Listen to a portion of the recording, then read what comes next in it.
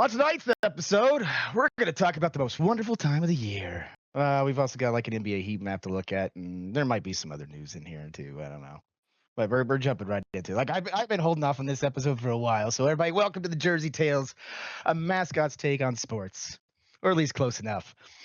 Who's all on tonight's show? Well, Cylox is here. Hey, howdy. We got Lexi 1 and Lexi 2. Bark. Evening.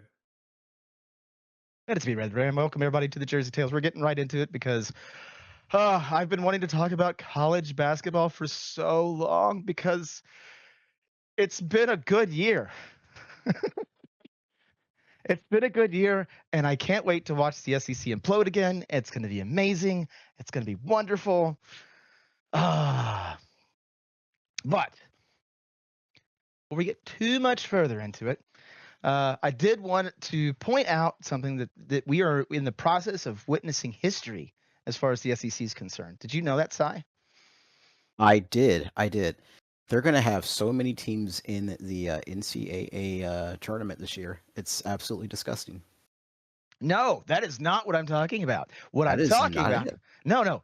This is a historical fact that this is the first time, I believe, since like the founding of the SEC that Kentucky has gone 5 straight years without winning the conference title. Oh, see, even better. It's like Yes. Santa Claus is like, here's your gift. Kentucky will not win an SEC title for the next 5 years. Like, this is great. Yeah, that's where we're at.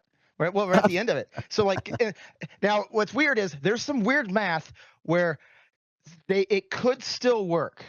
And so like that's the part that I've been listening to because like all the Kentucky fans are panicking that are all around me. So they're just in full on panic mode. But then they've got like the one guy, like the math wizard, which is basically the equivalent of me and my playoff hopes Mhm. from earlier. Of me sitting there, like, connecting all the dots of all the possibilities of the way that the Bengals could potentially make it to the playoffs. That's how they're doing this with how Kentucky could still come away with at least a shared title because there's Oh, God. there's just enough left that can go right for it to be an 8-way tie. Can you imagine an 8-way tie in the SEC? Oh, my God. For basketball, just so Kentucky can keep their record. So what you're saying is if there's an 8-way tie, does that mean they all automatically qualify? No, they have to win a conference title. Never mind. They would have to win a conference tournament to qualify. Just because they win a share of the title doesn't mean they automatically qualify. So Some give you the title, some of them go with the tournament. I think SEC is the tournament, if I'm not mistaken. It might be both. See, that gets weird then. Because there's no way you can just say because they're all having a share of the title, they all get in. That would be Well, unprecedented. no, you go to the tiebreakers. No, where's the fun in that, right? So You want you chaos. go head to heads, and then it goes to like rankings and then overall record, which Kentucky won't have that. Thank God. Yeah, I don't know if they're gonna make the tournament or not. Like it's weird because, they're gonna make the tournament. They're not They that are. bad. Latest bracketology by Jerry Palm has them as the 4th seed out east facing Yale. Yale of all teams. Look at that. Wow, Yale's a 13 seed in this. They're a 4th seed. Yeah, 4 seed. That's awfully generous. Oh, I mean it's Kentucky. What do you expect? What do they Yeah, have they're us? in the Like probably a 7 seed, right? Where is Louisville? 6. I don't see Louisville on here. Huh. Oh, nope, 7. 7th versus Nebraska out in the Midwest. Now, if you look at the coaches' polls, we are we're within 1 to 2 ranking spots of Kentucky, and yet like this is that nonsense Kentucky bias that everyone talks about. Like you get a freaking 4 seed, and then like 2 spots down. So that should be like at worst we should be a 5 seed. Whoa, hold on now. You said the coaches poll, correct? one of them were close. I just pulled it up. So in the coaches, it's interesting. Coaches has Kentucky at 23, Louisville at 17. The AP has them. AP. Yeah. Yeah, AP 17 for Kentucky, 19 for Louisville. Yeah.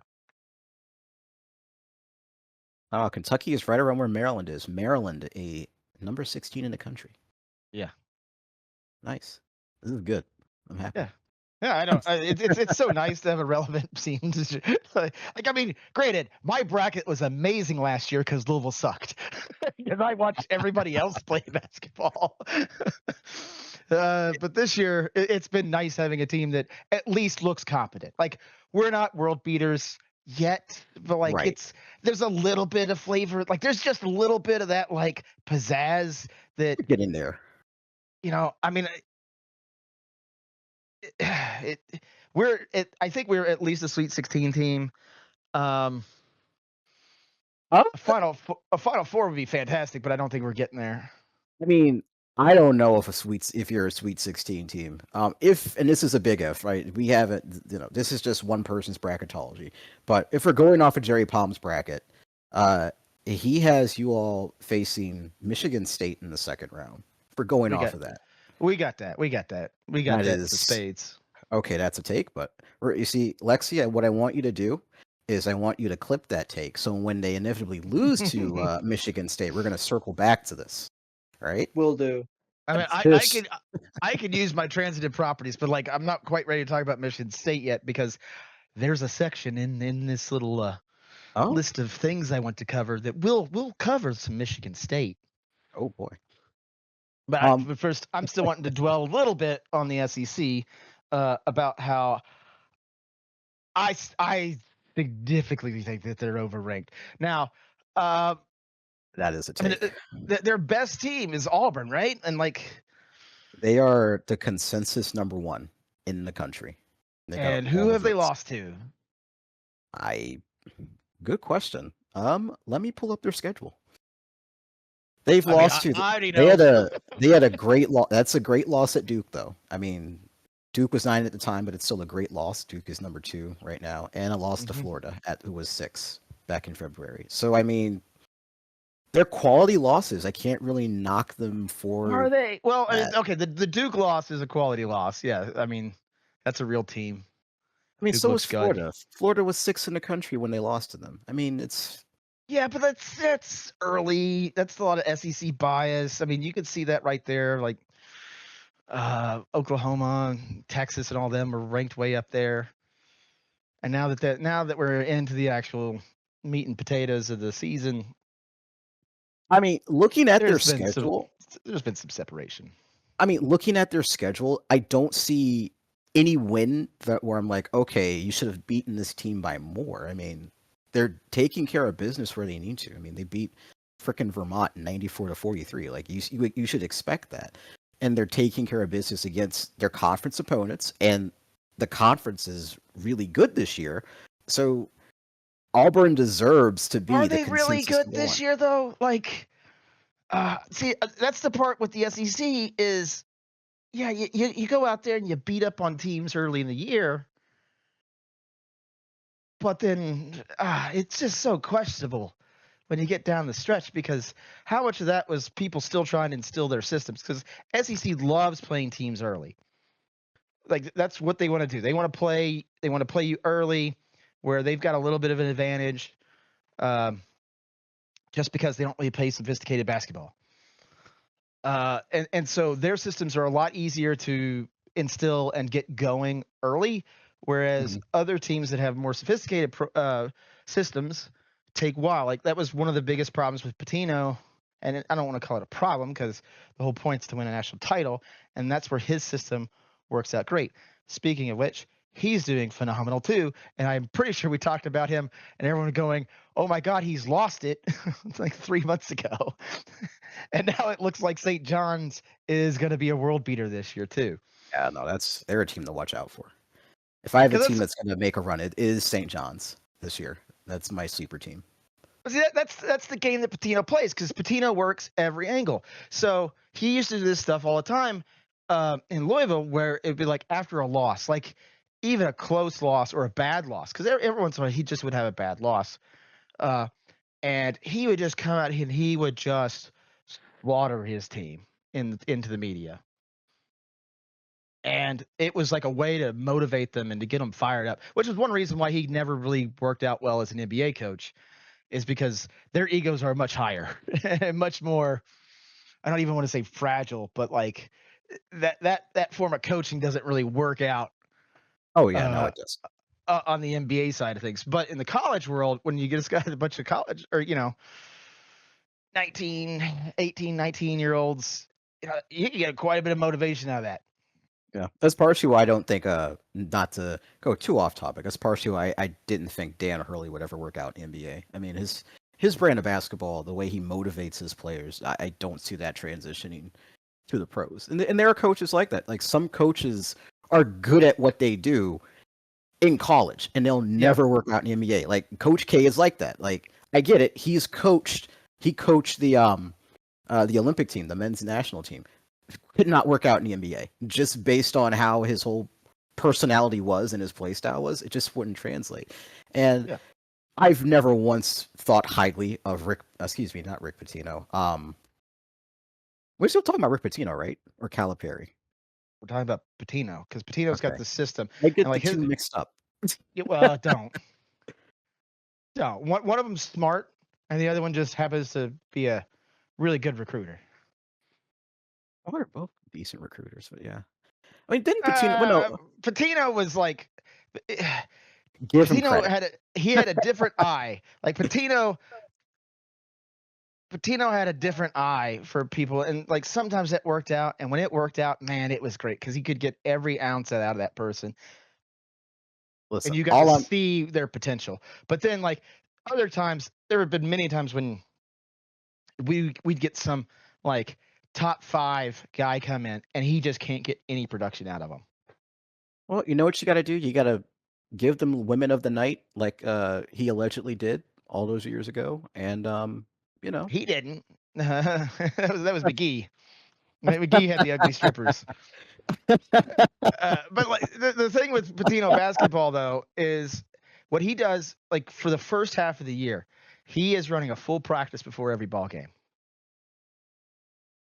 because and it shows. And so way that Patino likes to structure his games is he's got his exhibition games, he's got his cupcakes, he's got his slightly harder games, and then his goal is to be ready come January.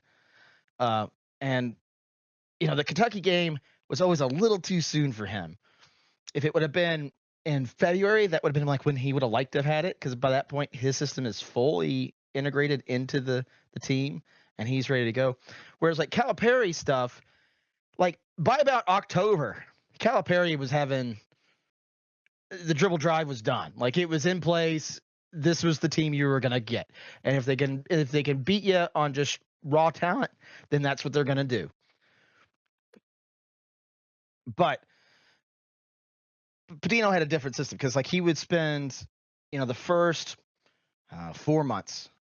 It's pretty much nothing but defensive drills. Like if the ball goes here and this person is standing on this foot, this is the position that you're gonna go into, and like it's a fully moving floating zone that goes in and out of zone and man based off of where the ball is and what foot the guy is leading off of. Like it's crazy. If you actually sit and watch his teams play towards in January and February, you can see what that defense can actually do. And that's what makes it so good. But he doesn't spend a single minute working on offense because he's just always like, that's the fun stuff. That stuff will come in January and February. And then that's when we start having those breakout games and he would start making them look amazing.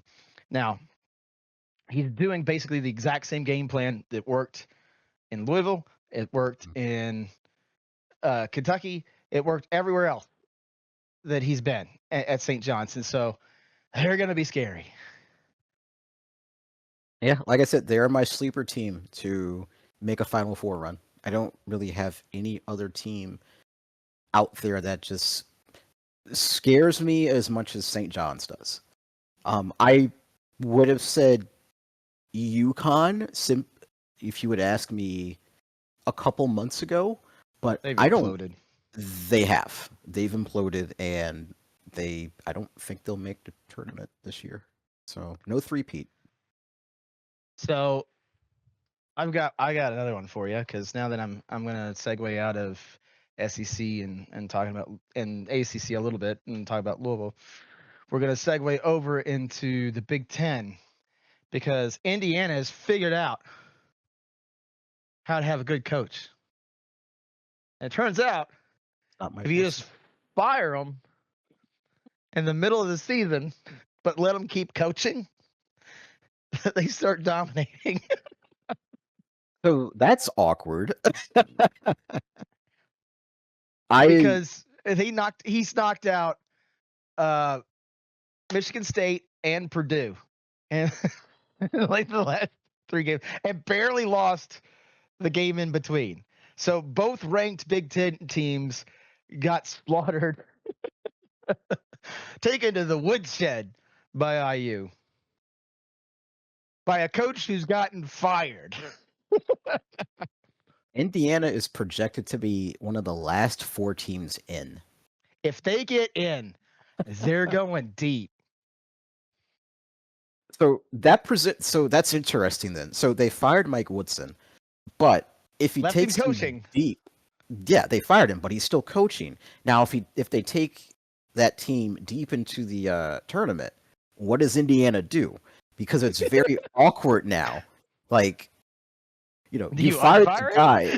guy. You might have to at that point. Like, It's been crazy because I've been watching some of his press conferences, and like he has a beautiful press conference he just did, and he's just sitting there after the game, and like he just beat, I think it was Purdue, and he's just sitting there and he's just like, okay, I only got a couple more of these I got to do, then I'm done. Like, so coach, what was up with that chair? He goes, oh, I mean the Bobby Knight chair. And people are like, okay, well, it's not really the Bobby Knight chair. And he goes, oh, no. You know how I know it's the Bobby Knight chair? Because a good friend of mine was the tennis coach, and he was the only one that had the wherewithal to know the significance of that chair. And so he went and got it after the end of that game. And then he took that chair. He had Bobby Knight sign it, and he had everybody else that was on the team sign it. And then he kept it, and he held on to it. He got authenticated proof that it was all there. No big deal. Of course, like, they're wanting to talk about basketball, but he's talking about the Bobby Knight chair. And if you have no idea what the Bobby Knight chair is, there's a very famous video of Bobby Knight getting mad, and he just grabs a chair and throws it across the basketball court.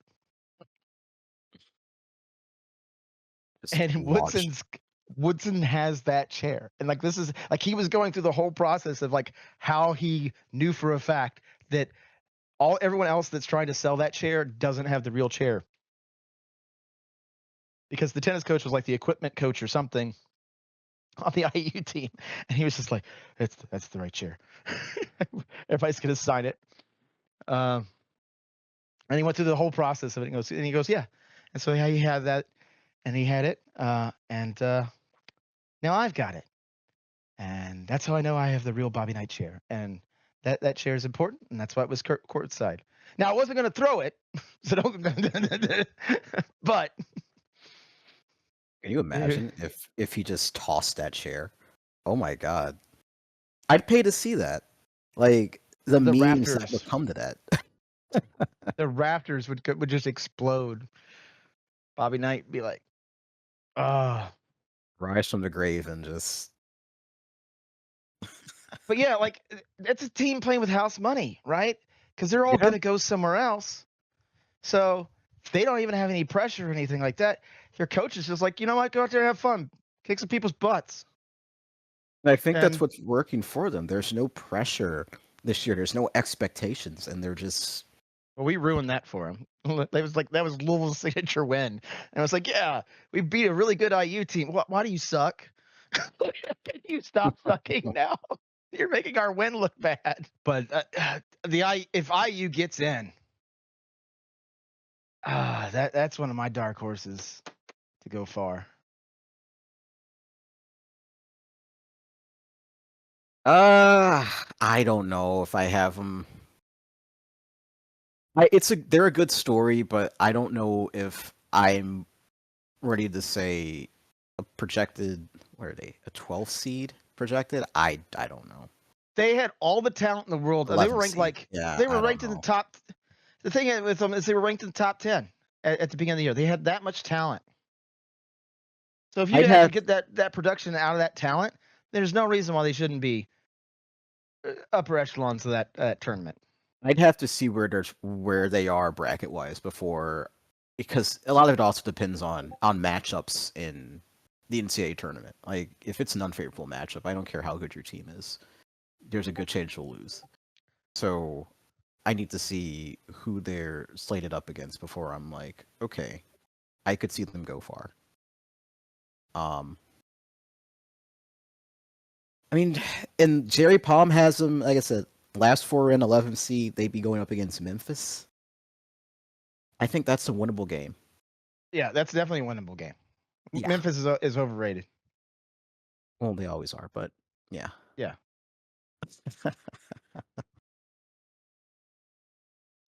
Memphis State, as we like to say Oh, in Cardinal Bird land. that's so mean calling them Memphis State. That's what they used to be called. I know. That's And then they changed their name to try to be cool. It's like, no, you're Memphis State. I know what you are. You're still Memphis Yeah. State. Yeah. You can't change your name to be cool like Louisville. It's like that Scooby Doo meme where they catch the ghosts and we're like, let's see who's under the mask, and it's just Memphis State. Yeah. Even Memphis State all along. Let's see what else is so Gonzaga, no show, but St. Mary's. The Gales. They're right there. Also, I retract what I said earlier. UConn is slated to make the tournament as a 9 seed projected. I only say that because they have Palm has St. Mary's going up against UConn. Believe it or not, I would take That was St. Mary's in a heartbeat. that was my I think that was my Achilles heel last year, right? Because I wanted St. Mary's to knock them out.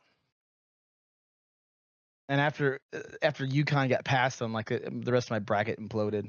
I mean, I had a bit too much faith in Alabama, I think we all which did. is, they had the makings to make it good. Um, Now the thing with Auburn though is they got Pearl down there coaching them still, right? Bruce Bruce Pearl. Pearl. Yeah.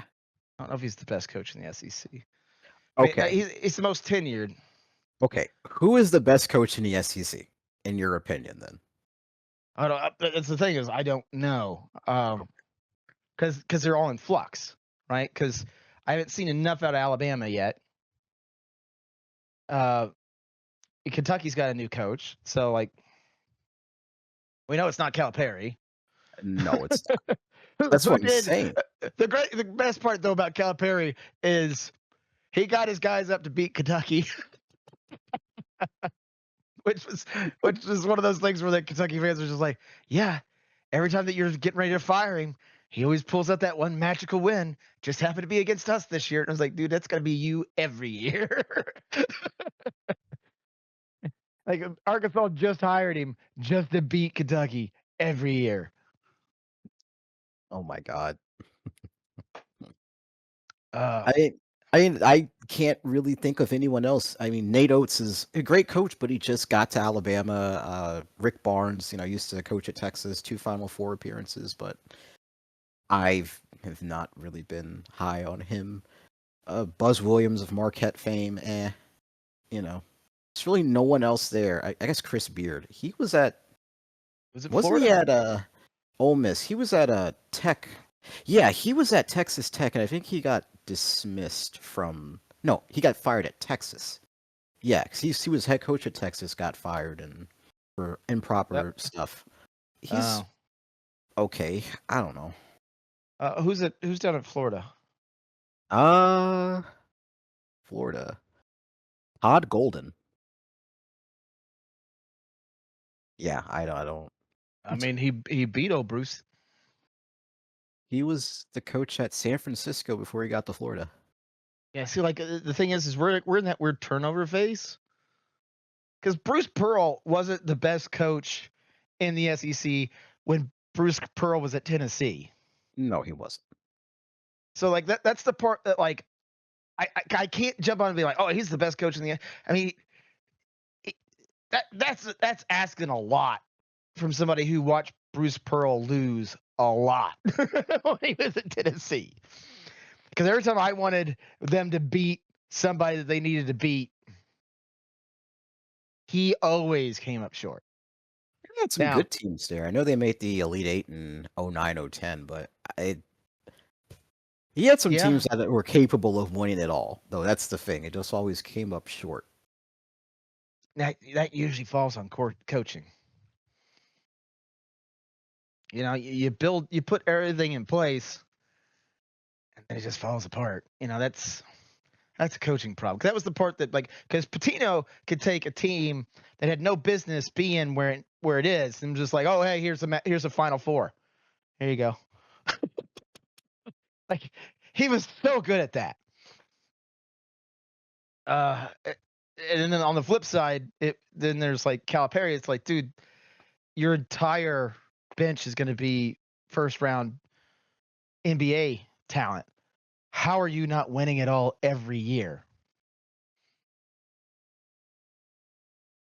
Well, he's just there to get them prepared for the NBA. I don't. You know how I feel about Calipari. I'm Yeah. not the biggest fan of him. Well, He's one of the most overrated coaches I think to come in no, coach in the I last 20 think years. I he's don't even know. I think he getting. is. I don't think he's getting.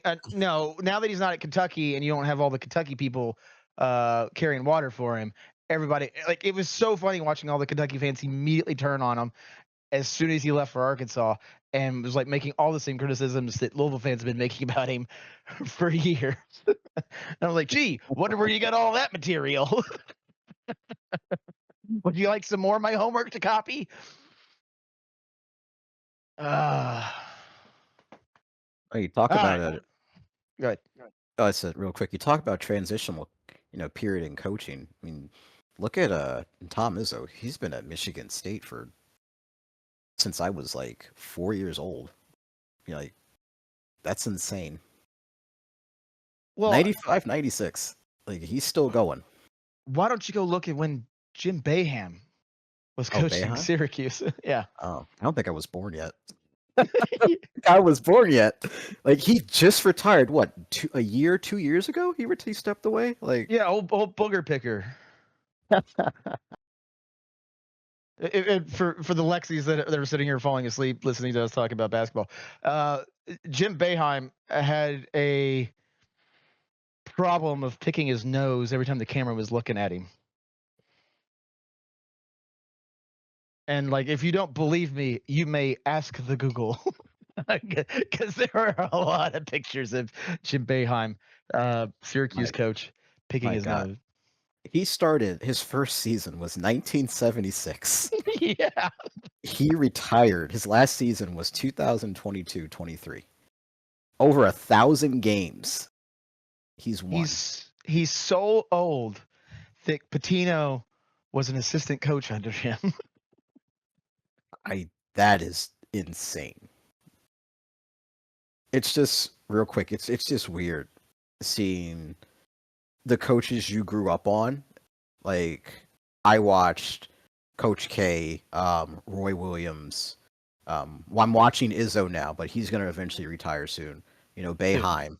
Yeah, and they're Pearl. just Pearl, and they're all getting to that age of where they're going to they have retired or they're about to. It's just weird seeing that. Like Or you're they'll not going pull to a see Mike them. Brown. Or they'll pull a Mike Brown where it's just like, I'm 98 years old. I'm going to go back and coach Houston for a little bit, and I'm just going to take them to the championship. Oh, It's like, dude, yeah. you're going to die. What are you doing? Yeah, because I'm trying to think like who's left of the old. Because like I thought right now, if you would have asked me 20 years ago, who would be at the top of the charts, and it would have been what, Jay Wright, Villanova, and he just Yep. walked away. Yep. Took his big old pile of money and walked away. Jay Wright walked away. Tony Bennett walked away. you Well, know, Tony Bennett was like he had his one trick pony, and his one trick pony stopped working, and that's when he just was done. yeah. So I guess the old guard is really Bruce Pearl, Izzo, and Bill Fuse, Self. Hughes, Fuse, Bill Self, Mark Few in Gonzaga. yeah, Yeah, that's it. That's all I can think of. Like, yeah, it's crazy to see. You know, yeah. I mean, like Buzz Williams, like being still relevant. you know, I did not realize he was coaching. He was not coaching Virginia Tech until like this year. I Yeah, only know him for coaching Virginia Tech and Marquette. That's it. because he used to give Patino fits. He could always come up with like a scheme. When he was at Marquette. And like Marquette was always one of those teams that was just so good at just driving Patino nuts because he just shot the three so well. And the thing with the zone, so you can shoot a three, unless you've got a specialty zone that's designed to counter that. Mm-hmm. It's pretty hard to plan effectively for it. Yeah, but yeah. So let's see. We covered which teams did we not? Oh, we have not covered the Big 12. Shame on us. Like we're pulling an ESPN, not covering the truck stop conference. Which I better be nice because we may end up there. Truck stop. Yo, that's crazy. The truck stop conference. Oh my god. You're gonna get some Big 12 fans to, get in your inbox and yell at you. Oh, Keep they'd it be up. so mad if they could actually write. Uh, Oh, that's crazy. Yeah. At least.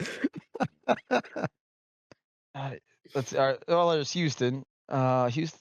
Are they in Big 12 now? Yep. Yeah, Houston is in the Big 12. first in the Big 12. So Yep. they're doing well. Houston, Texas Tech, Arizona. Those are your top three. If you just go by conference, at least. Um, Yeah, because it's the first time that Kansas hasn't been in the top 25, and uh, that I don't know off the top of my head, but I can find it out. it's some big statistic. Yeah, like it was like all over the news.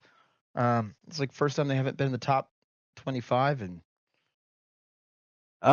2021. oh So really? 80 weeks. Yeah. The times they are a changing, as the song goes. And it's okay, Kansas fans. Like I said, I'm a Louisville fan. I had my 2 bad years. You can have your 2 bad years too, Yeah, and 9 and it'll be 7 in fine. conference.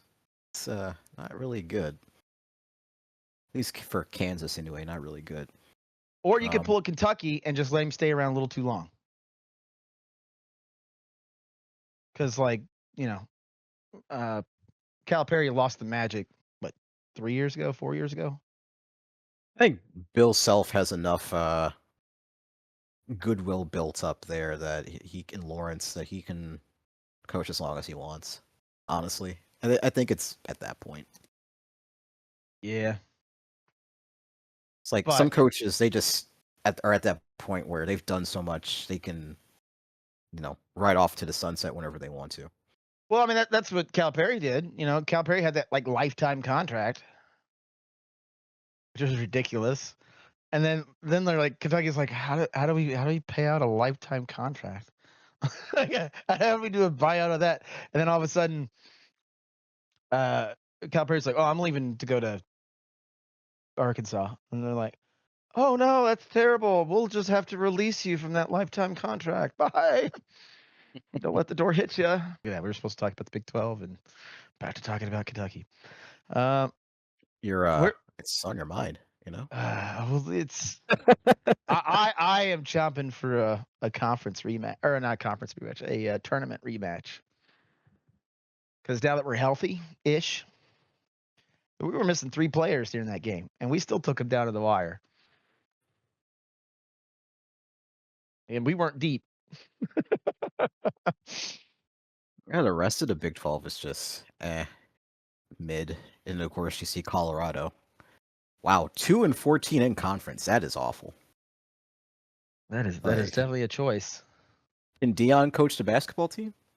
Yeah, Like, it probably wouldn't hurt. What's West Virginia looking like? West Virginia 7-9 in conference, 16-11 overall. And Cincinnati? Cincinnati 6-10 in conference, 16-11 overall. Actually, let me see which Big 12 teams do they have. No, I just had to check in on a couple of rivals that have been checking with me constantly over the last previous 2 years. So they have Baylor in Yeah, Baylor. wow. Like, was it everybody after their head coach too? Scott Drew? Yeah, Yeah. He just stayed. yeah. And And what's he at now? What's his record right now? Baylor is 16-11 overall, 8-8 in conference. Having a little down year, but they're still slated to make the tournament. See, this is the part that, like, I was telling Lexi's about, like, how great this year is. Like, and you guys are hearing me like throw out names and stuff and having like glassing over. But usually, when you have a basketball year like this, there's a couple of teams, big name teams, that are just there. And outside of like Duke, there ain't nobody at that top of the bracket that normally belongs up there. And it's great. It's great for the sport. Now, I may be changing my tune in like 3 years when it ends up being like it's all this NIL money and everything else that's going on, and it just completely has destroyed the sport. But like right now, this is great because like a bunch of big name coaches that people are willing to put a ton of money after them are either questionable for making the tournament or they're not making the tournament at all. Nuts. Hey, we love to see it. We love parity. I mean, heck, Vanderbilt of all teams is might be in the tournament as a 9 seed. Like, Okay, dude. This now here's the question, Si. Here's the question: sir. Does my Vanderbilt rule for football hold for basketball? Probably not. No. If anything, it might be the inverse that because Vanderbilt's in, that means the SEC is having a strong year as opposed to a bad year. That's what they said about the football. All right, so here's the question: how many SEC teams are at the third round of the tournament? Realistically, if I had to choose Auburn, Alabama, No, just give me a number. oh, How many are at the third round of the tournament? So they make it past the Big 64. They make it to the you mean a Sweet 16? 32. No, yeah, and then make it to the third round, which is the Sweet 16. How many SEC teams are at the Sweet 16? There's what 8 projected to get in. I'll say 3. Yeah, no, I'll say 3 make it to the Sweet 16. I would be shocked if there's one at the Elite Eight. And the 3 that I have making it are all the number 1 seeds that are SEC teams. Anybody else, I don't see them making it. Oh no! Like I'm picking somebody scrappy. It's not a number 1. I don't think this is a year where we're gonna see, like it was a couple years ago with FAU and San Diego State making it. I just don't see that this year. The closest I can think of is St. John's. That's about it. No, I think that the SEC having that many 4 seeds is a mistake. It is. We agree. It is. And we know it's SEC bias and other things And the too. thing that happens to number 1 seeds that don't belong is they get exposed. So that's where I'm at with that one. Listen, as long as Duke doesn't win it all, I'm fine. Like, give me Cooper Flag, on the Pelicans, but I do not want him winning the national title. Like anybody but Duke, please. I don't know, because like even if it's a down year, but if their new head coach wins the national title, they're stuck with him for a while. Then, right? Who, John Shire? I mean, Yeah. he's so real quick. I don't know what to make of John Shire or Hubie Brown, the new coaches for UNC, Chapel Hill, and Duke. Like, I don't know what to make of them. I don't Welcome to this know. turnover, right? Like it's this Yeah, turnover process that we were just talking about. because UNC is clearly on a down year, and I don't know But could how still much make the of tournament. they Could could. still make it. And I don't know how much of Duke's success is because of John Shire or is it Cooper Flag and the gang? Like I don't know what to make of that. All right, last bit of college ball. We've got some cheaters to talk about. Uh-oh. My favorite. Cheaters? What? You say said cheesers. I was like, we're talking about Cheaters. Oh. Good I lord. thought you were saying Cheez-Its or Cheezers. I was like, yeah, I like Cheez-Its. Oh, now you do. Well, we're not going to talk about that here. No, Hey, Fresno those were State. good. They are. They were. And I can't find them in stores, and I'm mad. Available Oh on yeah, Amazon. they don't sell them in the DMV. So Cheez-Its, if you're listening, send me a box of barbecue Cheez-Its, please. No, it's the buffalo. It's the buffalo? Yeah, it was Okay. buffalo. The buffalo chicken. Cheez-Its. Send me a box of buffalo Cheez-Its, please. Crate. We want a crate. Armory Yeah, crate send them here style. too. All right. Last thing is Fresno State's men's basketball players allegedly, air quotes, placed bets on games that they were playing in. Yes. 2 of its top men's basketball scorers were removed, and a third player from the team is subject to gambling investigations as well. Yes.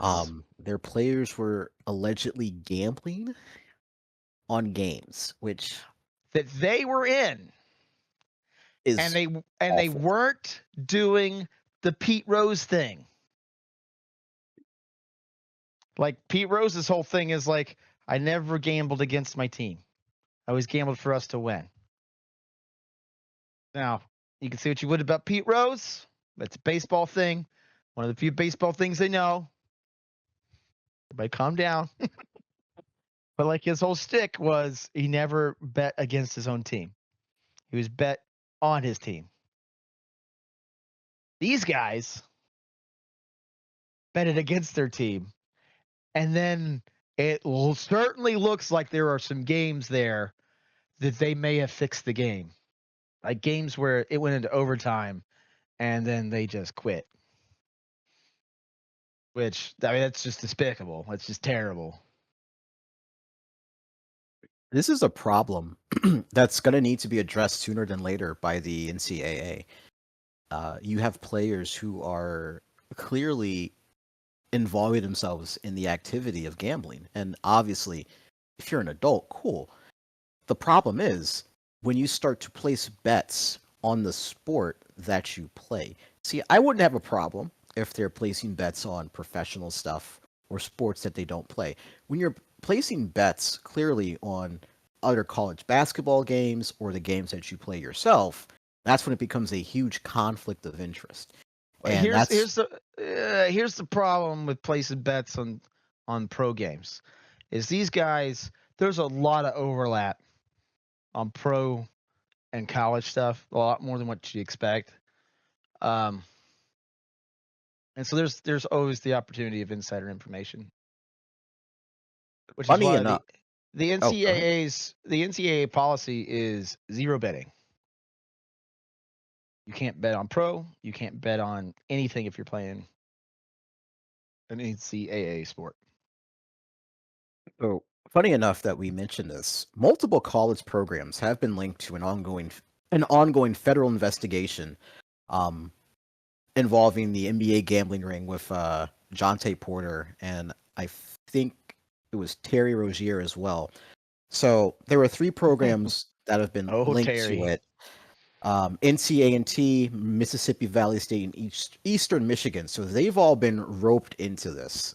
It's alleged that unusual activity was flagged on games involving those teams, and they don't know how deep it goes. It's alleged that some of the players might be involved, but this is something that has to be rectified by the NCAA once and for all. And not only that, the states themselves have to come down and say, okay, they have to set parameters now on what you can and can't gamble on, because clearly this is a problem, and it calls into question the integrity of a game when you have athletes themselves betting on the outcome of the games they play in. Come down and say, hey, you can't bet on college games anymore. I mean, it might get to that point because we're seeing more and more of this pop up now. Like, this isn't an isolated event. This is a problem that has seemingly popped up for like the past 2 or 3 years now in college sports. I mean, it was always going to be a thing. The thing that I think is the most frustrating, though, for me as the fan, is like, look, we've got gambling, you've got NIL money. Stop it. Like, if some of these guys are making, and granted, at Fresno State, I don't know what their NIL situation is. It may be nothing, but I know what Louisville's NIL budget is, and you know, that's more money than some like AA and AAA baseball teams.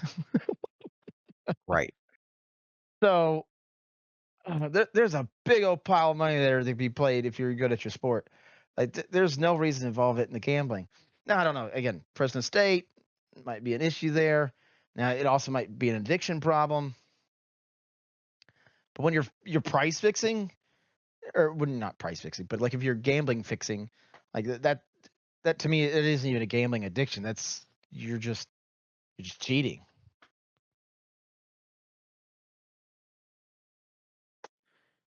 But we're gonna move out of the world of college now. We go to the NBA. Lexi. You're talking to me, right? Yep. Okay, just wanted to double check. Yeah, so I see there's this heat map going around. The past 20 years, the game's kind of been moving into a different style play. It's been very apparent for the past now decade or so, ever since the rise of the Golden State Warriors, that a lot of teams are, since Steph Curry's been dominating the league, are shooting a lot more three-pointers. And, three is greater than two. I can understand that three-pointers being gone for more often because of that. And we've been seeing a lot more teams, you live by the three and you die by the three. And also noticing that there's a lot more driving inside of the basket. There's not really very many mid-range going on. Basically, you don't see any mid-range specialists in the NBA anymore. It's a thing that I kind of miss with the game, if I'm being honest. I mean, I have a theory, Sai, so I'm going to let you chime in next because I have a feeling my theory is going to break everything. So go. You go first. Oh, I thought you were going to go with your theory first. No, I mean, No, because my my theory is going to break everything. Like, I know exactly what's happening, oh, but I want to hear your take now. I mean, Lexi articulated everything that I think about this map. I mean, it's obvious that the mid range is dead effectively in the NBA. I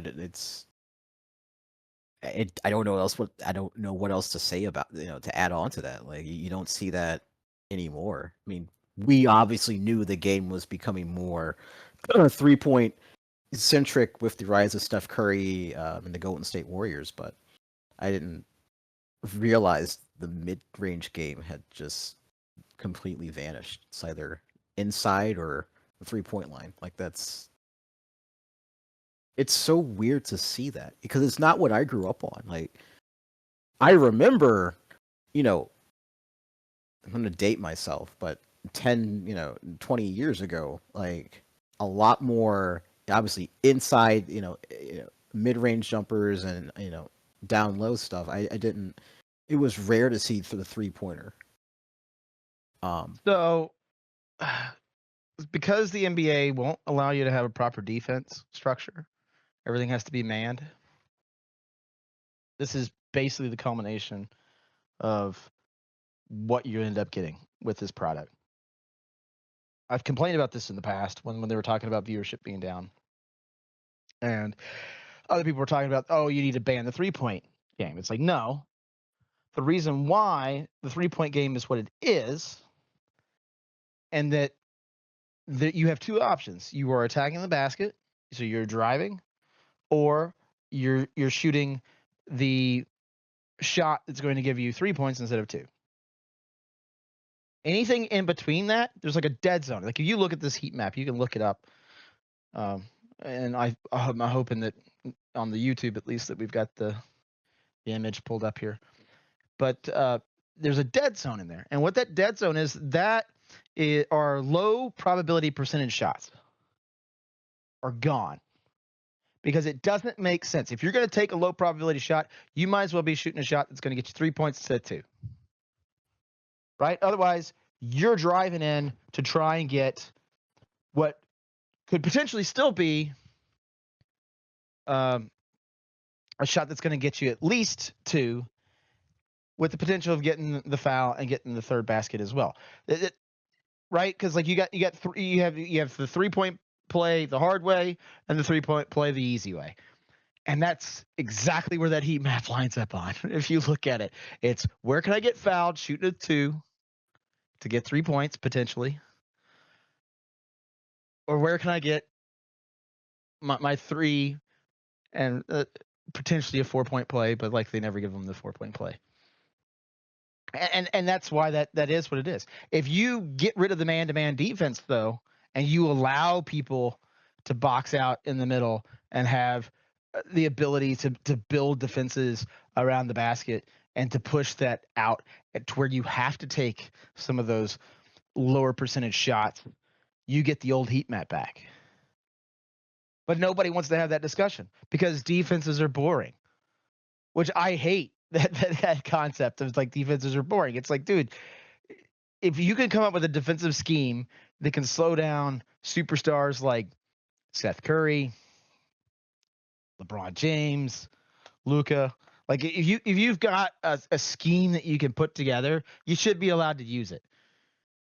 Even if it is a bunch of scrubs that you've got that are able to slow the teams down, because that's part of what makes basketball fun. I mean, nobody was complaining when Virginia was able to do what they were doing and winning national titles with their crazy way of playing defense-oriented basketball that just stifled significantly more talented players. I mean, I feel like it's different in college, though. Why? Simply because I've never once heard someone complain about the lack of offense in college the way I heard it in the NBA, if that makes sense. I feel like who is it? It's the talking heads and it's the players that like to put up big numbers. Those are the only people that complain about it. The fans are perfectly fine. Like, because you know what a fan doesn't want? My team sucks at drafting. My team's really bad about spending money on players. But if I came in and said, but with the right coach, we could make you competitive. You know what that fan's going to do? They're going to love that idea. And that's what you had in the college world. Your big name teams can be brought to their knees by these smaller teams that didn't have the same amount of resources just by having a different strategy on how they played the game. That's what made Shaka Smart so good at VCU. And then he goes off to Texas and they made him change the way that he played the game, the way that he recruited, the way that he built his teams. And he was terrible there. But now that he's gone and he's back out, I think he's at Marquette now. And he's got teams again that are competing again. because he knows the system of what he can do with the players that he can get. When you take away that component of it, it screws up the game, and then it doesn't make it any fun. Like I want to see like the old car races when it used to be like the Mini Coopers versus the Mustangs, right? American horsepower, big V8 versus small engine that can corner really well. Like that's what you want. You want that dynamic. People are too interested in predictability and things like that. Where it's like, give me that David versus Goliath excitement. And when you start tying a hand behind the back, oh, you can't play zone defense. Oh, you can't do this. It's got to be man to man. Well, then it's just going to be the people with the most amount of talent. It's going to win every single time. That's not what I want. I That's think. what makes baseball suck. Well, baseball doesn't suck. You haven't given it a chance properly, but I think the fans would love to see defense come back to the game, and I think the players would like to see it too. I think there's a small segment of fans, players, and probably media who have nothing better to do but complain, who want to keep doing what we're doing. It doesn't have to go back to the era where nobody was shooting threes and everything relied on a big, like, it doesn't have to go back to that. But introducing some kind of defense and reintroducing the mid game, the mid game to the game itself would go a long way. Because as it stands right now, it isn't fun. Okay, I like offense. I prefer defense when I watch sports, but I like offense. However, it's concerning that there's a lot of games that end in like the 120s, the high 110s. Like that's kind of concerning, and they're not even going to overtime. Like if it was overtime, okay, that's fine. I can excuse that. Some of these games aren't even overtime, and they're ending that way. Like, yeah. Do I think that makes the game bad? No, I just think that it makes it very one-sided in terms of offense, and after a while, I mean, it gets kind of boring. Yeah. I'm sure there's changes they can make, but it diminishes the value. Like, so if that fast break that ends on a 3, there's that excitement that's with that, and the amount of excitement that's with that is much higher if it's a 65 to 67 game, as opposed to you just watch that same thing happen 20 times in a row, which is kind of what you got now. I mean, I don't know. Lexi, am I wrong? I mean, I wouldn't necessarily say you're wrong. I'm like I can definitely see defense and more lower scoring affairs kind of adding a bit more excitement to the game. It adds a little bit more of a higher intensity because because these guys they're all on each other and it it's more that they're focusing on competing for the ball, and how do I tie this together? And basically what I'm trying to say is that there's a higher intensity with defensive matchups. A really good example of this, I would say, would be Game 7 of the 2016 NBA Finals. That was probably the lowest scoring game of the entire series, but it was the best and the most exciting because it was very defensive oriented, and you could feel a lot higher intensity between all of them, and it wasn't just like the other games, which are basically just a showcase of either LeBron and Kyrie or Steph and Clay just shooting threes and just outscoring the other team. Yeah, I mean, plus if your goal is to make that heat map more evenly distributed, defense is really the only way you're going to fix that, because now you have to make it to where those interior shots are no longer 90%, 75% probability. Because there used to be a figure. I'm trying to remember what it was. I'm going to be wrong on this. but it was something like if you were shooting like 38% 3-point shooting, that was considered good based off of your 2% or your 2-point basket shooting that you would typically get. But if you got your 2-point baskets, if you are able to get that above in the 80%, which you're not, but like if you could, it would offset a team that was shooting 38% at 3.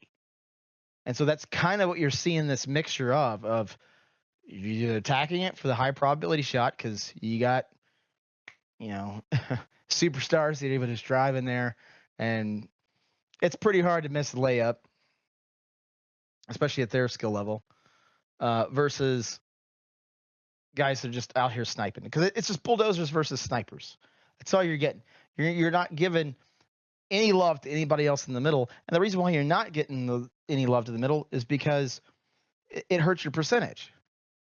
And the way you fix that, because you can't go, well, you guys should really start shooting some more of those short jumpers.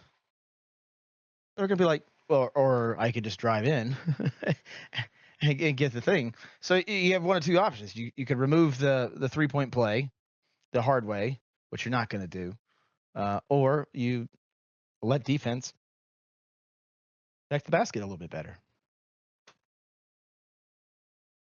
I mean, another important part of that is that the officiating is getting a little bit kind of anti-defense. Like you'll see players trying to defend 3-point shots, and some of them will just kind of lean into the defender and get the call. Like that's just a very overpowering and offensive oriented strategy. It really makes it so that you can't really win. I mean, the NBA's had a long history of officiating bias, and it depends on who it is. I mean, the number of times that like LeBron or Kobe, Jordan, like they could just look at the official and be just like, I would like a call, please," even if there was nothing there. Is well documented, as opposed to if that happened to anybody else that was just a regular on another team, it would never have gotten called. But I mean, I'm with you on that. Like, you got to let them play, right? And that's good. I mean, that also comes into play, right? If you're going to make adjustments to the defense, you got to let the defense use everything they can possibly do in their tool shed to produce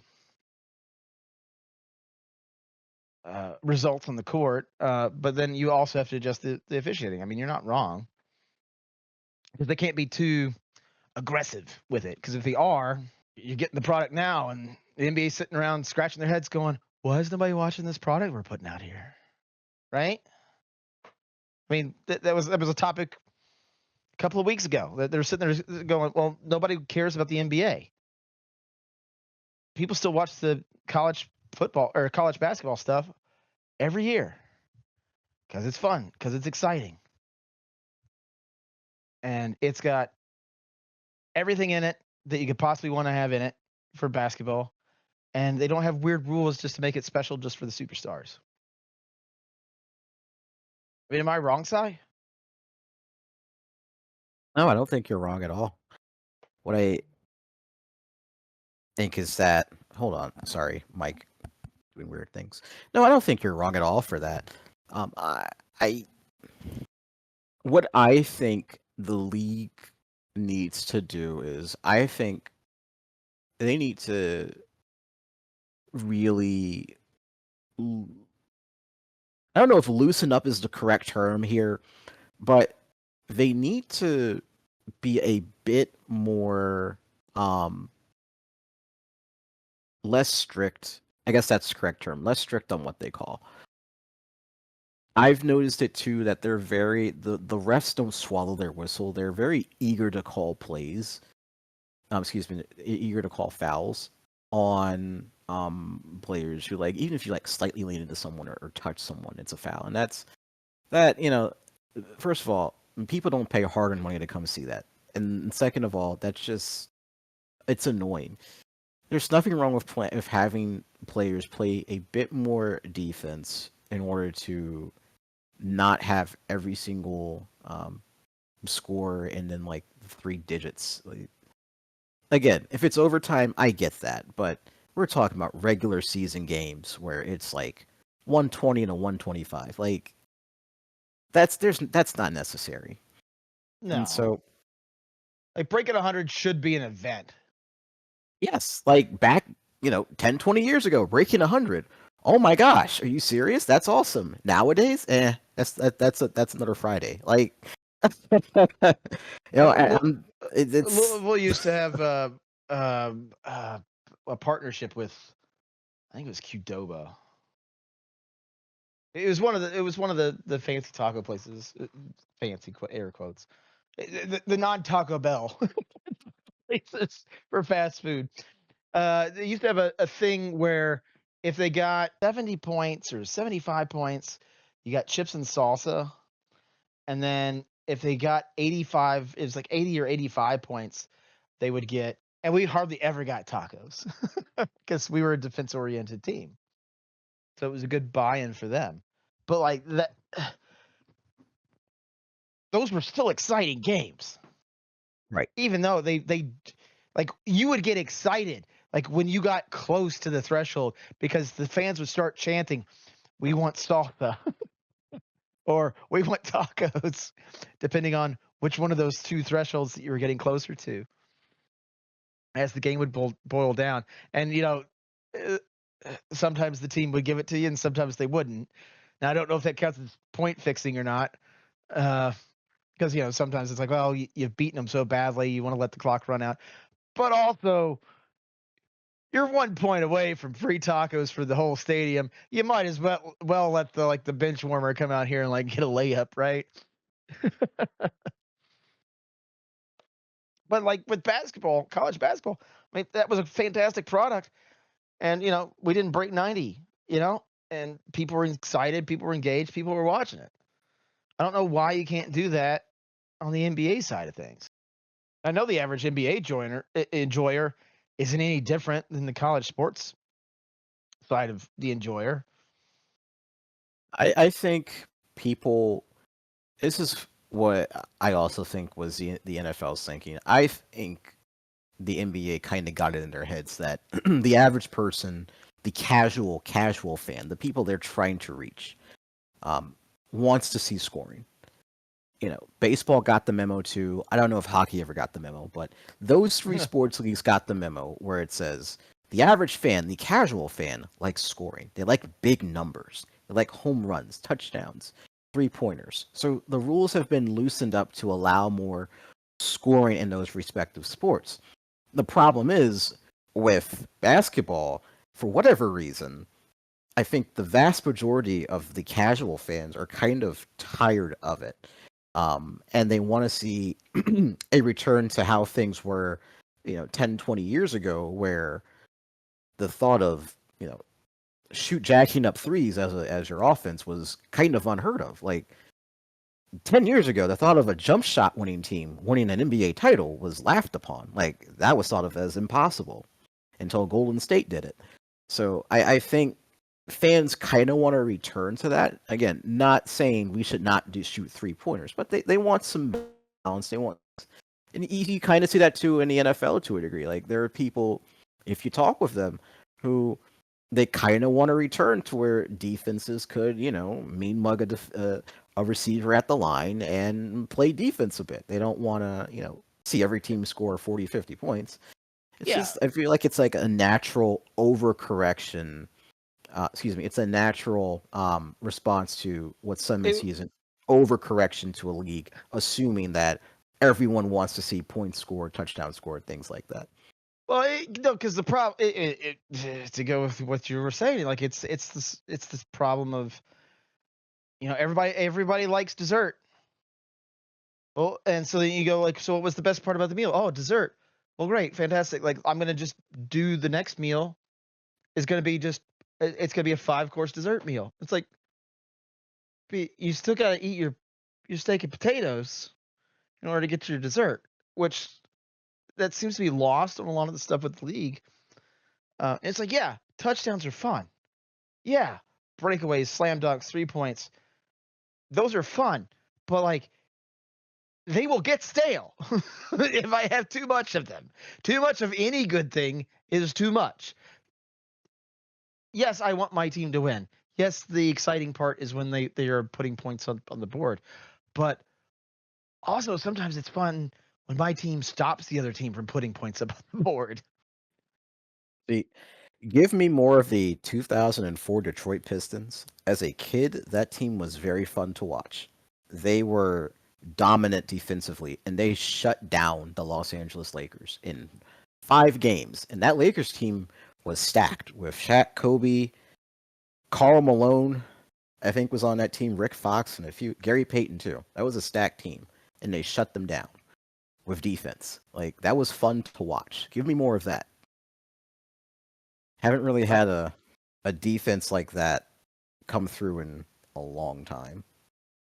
Honestly, I really don't have too much else to add to this topic. I mean, it's very clear that um, the luster of 3-point shooting has pretty much completely worn off now that every team and their mom is doing it. And it's very clear that, like, if you keep seeing the same shot over and over again, you're gonna get bored of it. You want to see something a little bit new, probably dial it back a little bit. Maybe try and find a happy medium between like you mentioned, either very low scoring, like defensive minded, like college basketball, and the more flashy offensive jump shooting teams of the modern era. Like there should be a way to find a medium between these two to make a perfect game. Yeah.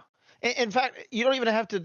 Uh, it doesn't even have to be like every game is perfect, but I think that because of the structure of the league, and because I mean, we're in such a habit now of building these like super teams.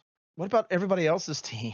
It's it's not stacked to the brim with superstars. Like they should at least have a shot. Uh, and I think that's where like the defensive side of things come in. All right, I guess to wrap things up, we're gonna go back to what we did last week. So we're gonna have a food discussion. So, Stylox, what is your favorite Girl Scout cookie? Oh, the only one that doesn't have chocolate, the trefoil. That's a Is good that the pick. new I one? really like that one. That's the shortbread one. I love Thin Mints. Those are always my favorites. It's got a nice crunch to it. The mint is a little bit more subtle, and I think it really adds to it.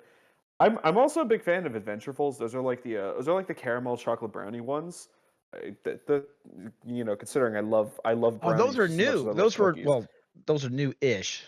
What's funny is that when my boyfriend and I moved into our new apartment, which is like a few minutes away from his parents' house, for some reason, his mom has had like boxes upon boxes of freaking Girl Scout cookies, and we had like I want to say maybe like 40 boxes of Adventurefuls alone. Like we had so many. That's because it's the caramel brownie run, right? Like that's. Yeah. See, I haven't had that one because I don't know if it's available in my area.